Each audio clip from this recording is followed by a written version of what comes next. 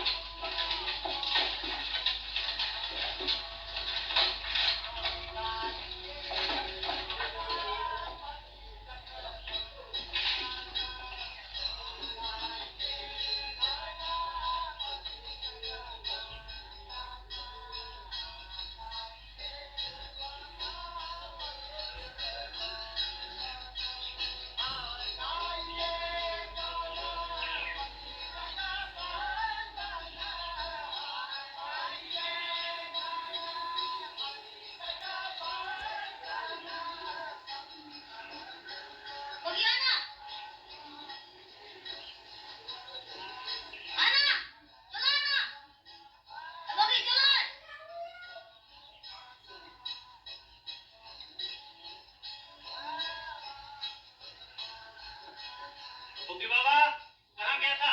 दिन पर शैतानी करता है। जाओ घर जाओ।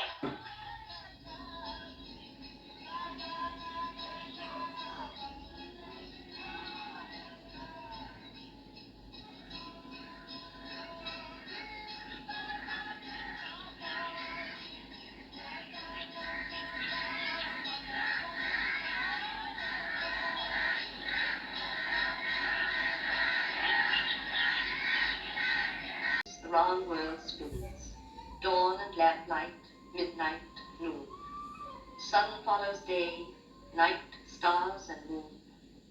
The day ends, the end begins. I had written this poem for Captain John. It didn't sound like any poem I'd ever read, and I was afraid he wouldn't like it. But I felt alive and curiously powerful, unconcerned if it were good or bad. I wanted to write more and more, everything about the river. I wanted to tell Captain John how people depended on the river spiritually as well as physically. River people and village people. How jute workers cooled off in the river after a hard day. And men washed their clothes. About old men warming themselves in the sun. Children swimming, splashing in the water. And others wondering and meditating, learning the wisdom of India on the banks of the river. I wanted to tell about the endless, humble daily chores, and about the skillful movements of the men in their frail, floating huts, about the market boats filled with fruit and vegetables, and about fishermen leading towards the south, down to the Sundarbans, and boats looking like igloos, where people sleep and cook and live in little holes dug in the mountains of rice straw, and about the hurried flight of birds, and the slow movements of boats, and the slow life on them. I thought about the magic of the innumerable ghats, steps leading from a noisy, harassed world to the calm, purifying waters of the river. I loved those steps. Some proud and new, so new that they were left alone. And the age-worn steps from which people didn't want to part. Rich steps dedicated to the people by the rich. And poor steps given them by long-forgotten men. Lovely, slender steps, and steps leading to temples.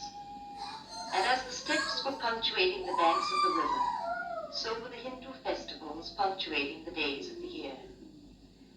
The time came for the image man to put color on the statue of Saraswati, goddess of wisdom and arts. I asked her to give me words to charm Captain John. As Scheherazade of the Arabian Nights won her life with 1,000 tales, I decided to win his heart with tales about India. I write a song in praise of the Lord Krishna. You don't know anything about Krishna? I know everything about him. In a small village, a young wife went with her mother to the river to ask for the blessing of the child. They offered prayers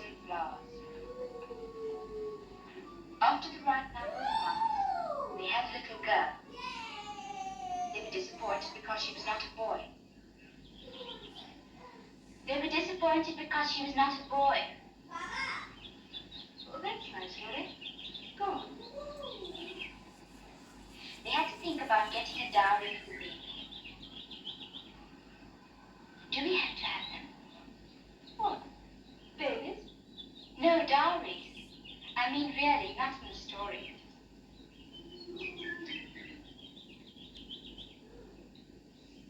They had to work harder and harder every day to get this dowry.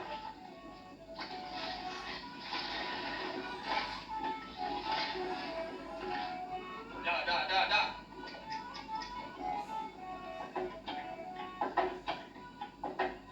They loved the baby, and she was very well looked after.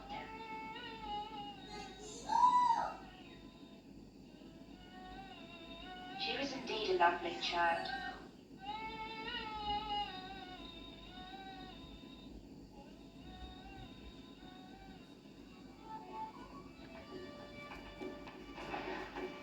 And soon she began to help her parents.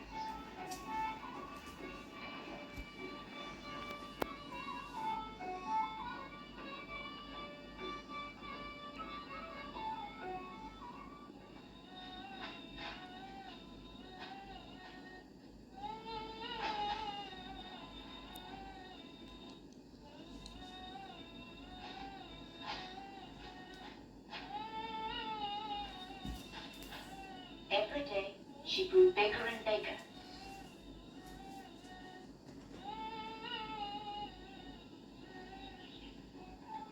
She also had her river, and like the river, her life flowed on and on,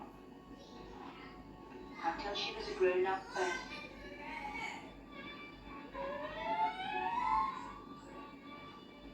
She was not only beautiful on the outside, but on the inside as well. Better be careful, Harry. She's as good as all that, you won't be able to find a husband for her. Yes, she will. What's he like? Like me. What's she like? Melanie. Melanie and Anil. Of course. One day, near an old temple, she saw a young man. He was so beautiful, she thought he was the Lord Krishna come down to earth. Then her father told her she had to marry a man of his choice.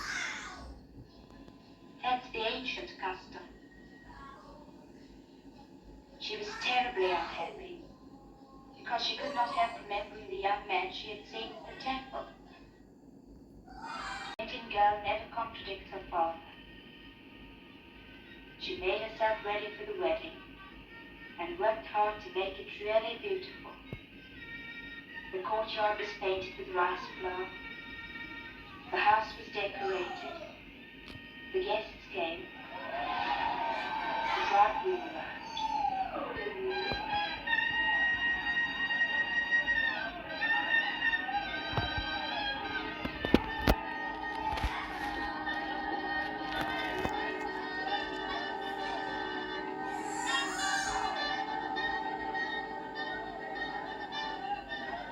The bride's mother welcomed him.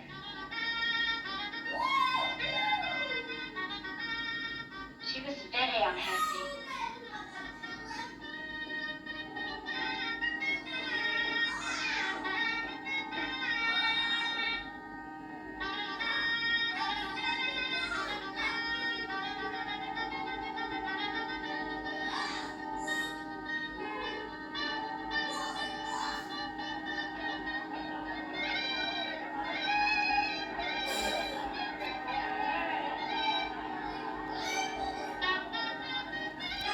She was carried around the bridegroom to tie the knot for life.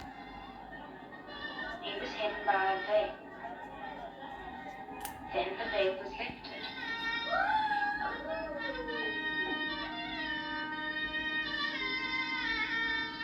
And when she removed the mango leaves covering her eyes, she saw his face. Lo and behold, he was the young man she loved.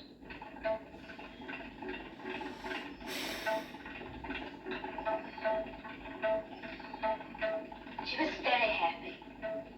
He was transformed into the Lord Krishna. she was transformed into the Lady Rada. The real Rada, who lived thousands and thousands of years ago, was also a country girl. The love of a god made her a goddess.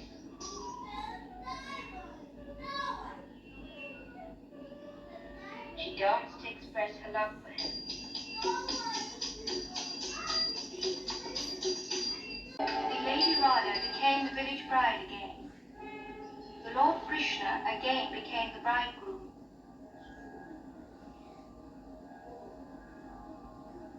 And the young wife went with her mother to the river to ask for the blessing of a child. I thought you said it was about Krishna. It's about any little girl. How do you spell conclusion? Why not just put the end? It isn't the end. It's endless. It begins all over again with a new baby. Valerie, not that side. That's my private diary. Valerie! Captain John's face is like Antony, who made Cleopatra die. Not only Antony. Antinous, the beautiful god. Listen to this. His face is like a sensitive plant. Oh, Harry, a sensitive flower, please.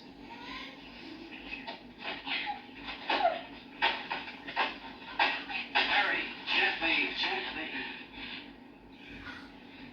I'll never forgive you, never. I could kill you both.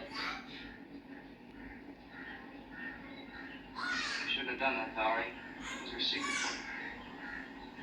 I didn't think that of you. I don't care. I don't care what you think of me.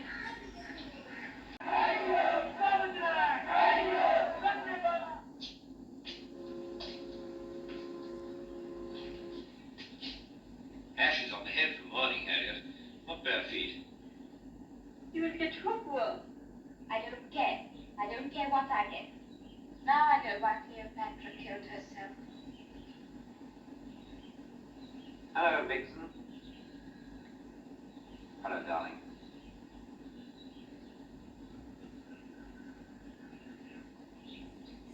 Who's that? Captain John.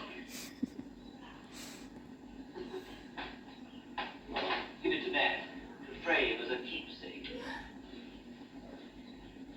A pretty collection of females in his house, I must say. They look half dead with misery. All right. There. Now you can Mr. Whitehouse. You take it, give it to me, he is prince. Harriet, Elizabeth. Nan's the ringleader, of course. Captain John is going away. Why the fuss? Boys are easy. They go wrong if it's the bottoms for them. Actually, queens in love. They've all been fallen head over heels in love with Captain John. I know, but it's ridiculous, absurd, horrible. John, why don't they have babies? They're not babies. And it may be absurd, but it's not horrible. It's lucky. Lucky. Lucky that it is Captain John. He's so nice and so handy. Make it sound like a gadget for the kitchen. Did you ever behave like this? I did. When I was Harriet's age, it was Byron. Then it was Valentino, I think. And then I fell in love with the milkman. John's here, always one of the family, a friend. So was the milkman. What I like about it most is that it's doing the captain good, too. It's giving him a private revolution. Besides breaking the children in. Breaking them in, I'd like to. I'm so primitive. If I feel like this now, what should I do when it's Tom, Dick, and Harry? You'll hold my hand. And let them marry Tom, Dick, and Harry. Boys buzzing round them like mosquitoes, I can't bear it. You'll never know what they'll be up to next. If I were in love with a man and he was sick, I should at least take him some flowers.